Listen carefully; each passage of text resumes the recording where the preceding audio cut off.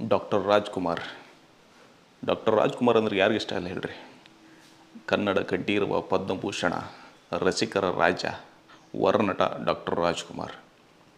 ಆದ್ರೆ ಕೆಲವೊಬ್ಬರು ಇವ್ರನ್ನ ಹೇಟ್ ಮಾಡ್ತಾರೆ, ಕೆಟ್ಟ ಕೆಟ್ಟ ಕಮೆಂಟ್ಸ್ ಹಾಕ್ತಾರೆ.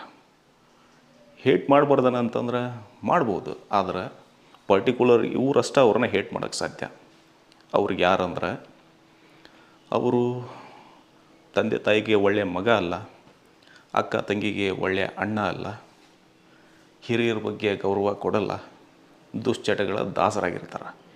ಇನ್ನೂ ಕೆಲವೊಂದು ಗುಣ ಇರೋರು ಇವರಷ್ಟ ಅವ್ರನ್ನ ಹೇಟ್ ಮಾಡೋಕ್ಕಾಗದ.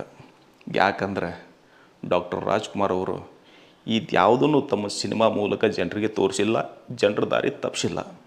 ಅವರು ಹೇಳಿಕೊಟ್ಟಿರೋದು ಒಳ್ಳೊಳ್ಳೆ ವ್ಯಾಲ್ಯೂಸು, ಹಿರಿಯರಿಗೆ ಹೆಂಗೆ ಗೌರವ ಕೊಡಬೇಕು, ಸಮಾಜ ಹೆಂಗೆ ಸುಧಾರಣೆ ಆಗ್ಬೇಕು, ನೆರೆಹೊರೆಯವ್ರ ಜೊತೆ ಹೆಂಗಿರ್ಬೇಕು ಅನ್ನೋದು ತಮ್ಮ ಸಿನಿಮಾಗಳ ಮೂಲಕ ತೋರಿಸಿರೋದು. ಈಗ ಅರ್ಥ ಆತ? ಅವ್ರನ್ನ ಹೇಟ್ ಮಾಡೋರು, ಕೆಟ್ಟ ಕೆಟ್ಟ ಕಮೆಂಟ್ ಮಾಡೋರು, ಅವ್ರ ಬಗ್ಗೆ ಪ್ರಶ್ನೆ ಮಾಡೋರು ಈ ಕ್ಯಾಟಗರಿಯವರಾಗಿರ್ತಾರೆ.